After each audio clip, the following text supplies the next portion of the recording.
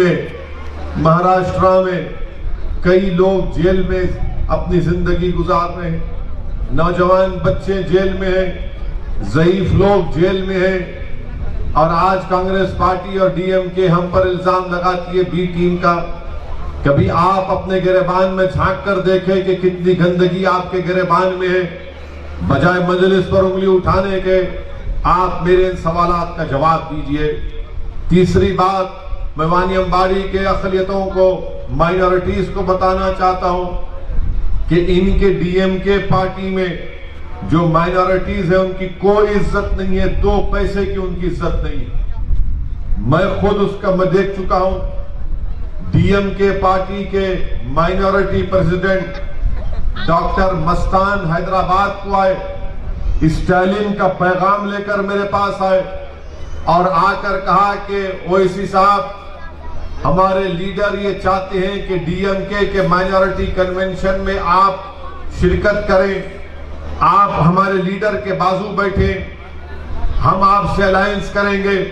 मैंने उनसे पूछा कि सर, मैं तो आपके पास नहीं गया, आप मेरे पास आए। तो बोले हाँ, हम आपके पास आए, मेरा उत्तर प्रदेश का प्रोग्राम था, इन्होंने कैंसिल करवाया और तमिलनाडु जब चेन्नई पहुंचे अपने ही टीवी चैनल पर पूरा दिखाया और उसके 2 घंटे के बाद कह दिया कि मैं असदुद्दीन ओवैसी से मिला ही नहीं, ना कोई बातचीत हुई। डीएमके में जितनी माइनॉरिटी लीडरशिप है वो 0 है, उनमें कोई दमखम नहीं है, उनकी पार्टी में उनकी कोई इज्जत नहीं है।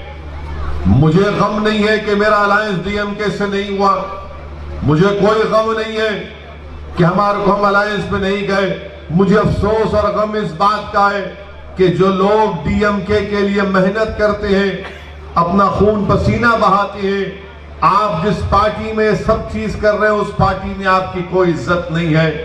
मैं डॉक्टर मस्तान से कहना चाहता हूं, मस्तान साहब, मैं वानी अंबाड़ी में खड़े होकर और तमिलनाडु के हर जलसे में ये बात बोलूंगा, आपको चैलेंज कर रहा हूं, मेरी एक एक बात में सच्चाई है, अगर नहीं है तो आप प्रेस कॉन्फ्रेंस लेकर बताओ।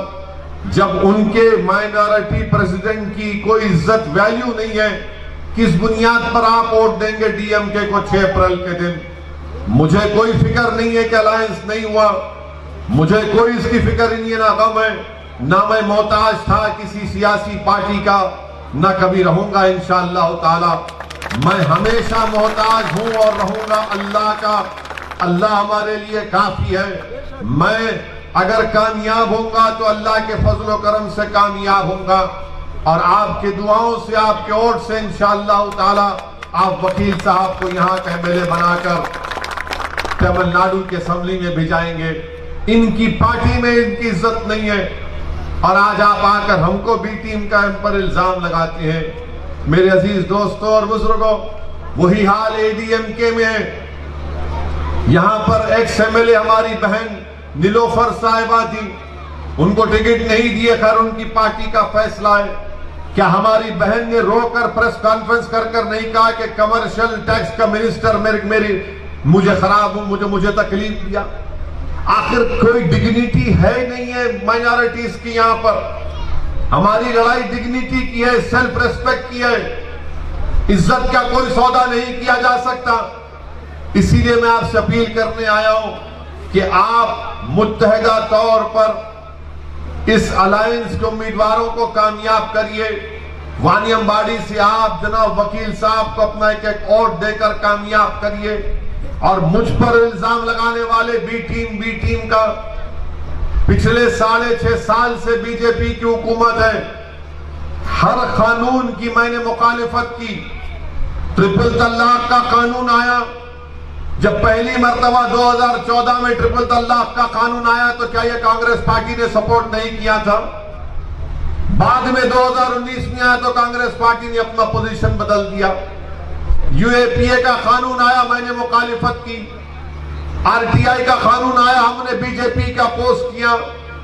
CAA का कानून आया तो सारी दुनिया ने देखा कि मजलिस इत्तेहादुल मुस्लिमीन ने नरेंद्र मोदी और एनडीए के 300 से ज्यादा एमपीज के सामने मैंने खड़े होकर ये कहा कि CAA का कानून भारत के कॉन्स्टिट्यूशन के खिलाफ है, वो कॉन्स्टिट्यूशन जिसको बाबा साहेब अम्बेडकर ने बनाया उसके खिलाफ है।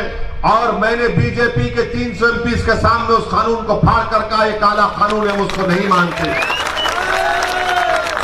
आप बताइए कि हर चीज में हम बीजेपी की मुखालिफत करते हैं, तो आखिर इनको गुस्सा क्या है?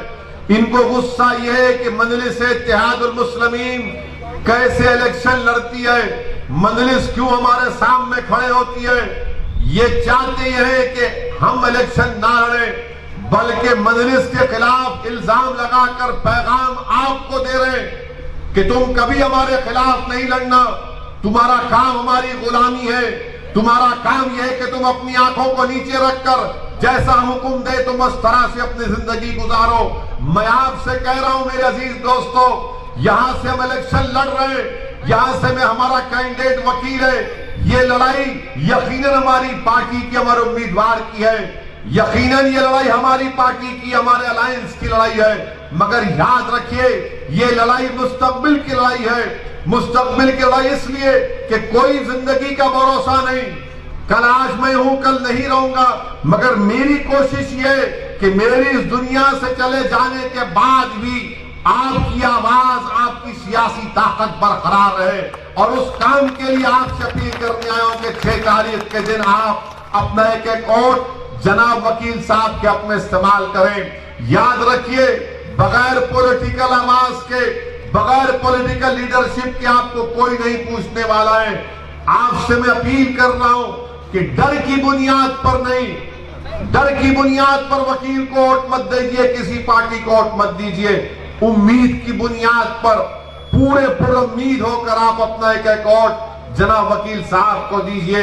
हमारी लड़ाई हिस्सेदारी की लड़ाई है, हमारी लड़ाई हमारी डिग्निटी की लड़ाई है, हमारी रेस्पेक्ट की लड़ाई है। इस पर कोई किस्म से कॉम्प्रोमाइज नहीं किया जा सकता। मेरे अजीज दोस्तों और बुजुर्गों, ये एडीएमके पार्टी है, बीजेपी के साथ है। आपके चीफ मिनिस्टर नरेंद्र मोदी के गोद में बैठकर चाय पीते हैं और तमिल अवाम के जज्बात की बात करते हैं। मैं नरेंद्र मोदी गवर्नमेंट को कंडेम करता हूं। I criticise and condemn the decision taken by Narendra Modi government in abstaining from the UNHRC resolution. They should have completely supported that resolution which was moved against the Sri Lankan government which committed atrocities on Sri Lankan Tamils. ये नरेंद्र मोदी की हुकूमत ने आज resolution में abstain हो गए। क्यों abstain हुए? इसलिए एब्स्टेन हुए कि ईस्टर्न टर्मिनल का कॉन्ट्रैक्ट नरेंद्र मोदी के चाहने वाले को मिल रहा है। आज आप बताइए, बड़ी बड़ी तमिल अवाम से हमदर्दी की बातें हमारे देश के प्राइम मिनिस्टर करते हैं, मगर जहां पर हमदर्दी दिखाने का वक्त आया वहां पर नरेंद्र मोदी एब्स्टेन हो गए। मेरे अजीज दोस्तों और बुजुर्गों, हर महाज पर बीजेपी एडीएमके की गवर्नमेंट नाकाम साबित हो रही है। आप जब 6 तारीख को वोट डालने जाएंगे तो मेरी आपसे गुजारिश है कि अपने गैस के सिलेंडर को देखिए, उसकी कीमत कितनी बढ़ चुकी है। पेट्रोल 100 रुपये हो चुका है, डीजल करीब 90 रुपये हो चुका है, और नरेंद्र मोदी कह रहे हैं कि सबका साथ, सबका विकास, सबका विश्वास। कोई देश में कोई पॉलिसी नहीं है, महंगाई बढ़ते जा रही है, बीजेपी के पास कोई प्रोग्राम नहीं है। एडीएमके और बीजेपी मिलकर तमिलनाडु में हिंदुत्व को प्रमोट करना चाहती है, और अगर कोई बीजेपी को, एडीएमके को सही पॉलिटिकल तरीके से कोई उनका मुकाबला कर सकता है तो वो दिनाकरन के अलायंस और उसकी तमाम पार्टीज कर सकते हैं। आज तमिलनाडु की सियासत में कभी 2 ही पॉलिटिकल पार्टी थे, आज पहली मर्तबा एक तीसरा पॉलिटिकल फॉर्मेशन आया है। मेरी आपसे गुजारिश है कि आप इस पॉलिटिकल फॉर्मेशन का साथ कीजिए, आप आगे बढ़िए, बेखौफ होकर अपने वोट का इस्तेमाल करिए। अरे जो हमको बी टीम की बात कर रहे, क्या पार्लियामेंट इलेक्शन में हम किसका सपोर्ट कर रहे थे? बाई इलेक्शन हुआ था, किसका सपोर्ट कर रहे थे? जब हम अच्छे थे, दूध के धुले हुए थे, जब तुम्हारे मुंह में गुलाब जामुन पड़ गया तुम बुरे हो गए। ये क्या बात है? आपके साथ रहे तो अच्छे, आपके मुखालिफत में आ गए तो बुरे हो गए।